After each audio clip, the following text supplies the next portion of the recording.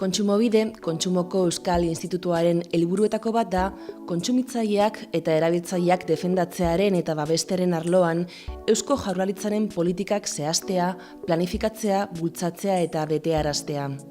Martxoaren 15 kontsumitzaileen eskubideen mundu eguna da. Abagune hona da Kontsumobideren lana herritarrei gogorarazteko.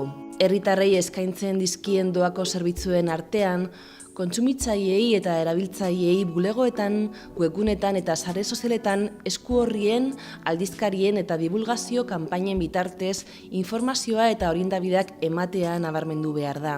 Kontsumo arloko hezkuntza eta prestakuntza etengabea eskaintzen da Kontsumobideren beraren zentroetan, baita beste ikastetxe, erakunde publiko eta helduen zentro batzuetan ere. Kontsumobidek jaso eta kudeatzen ditu kontsumitzaileek eta erabiltzaileek aurkezten dituzten erreklamazioak eta salaketak, eta aldeen artean bitartekeri lanak egiten ditu, arbitrajea sustatuz, prozedura arina eta epaitegiz kanpokoa delako. Kontsumobidek dei egiten dizu irekian hasitako eztabaidan parte hartzeko, kontsumitzaileen beharrak hobeto ezagutu eta herritarrei zerbitzu hobea eskaintzeko.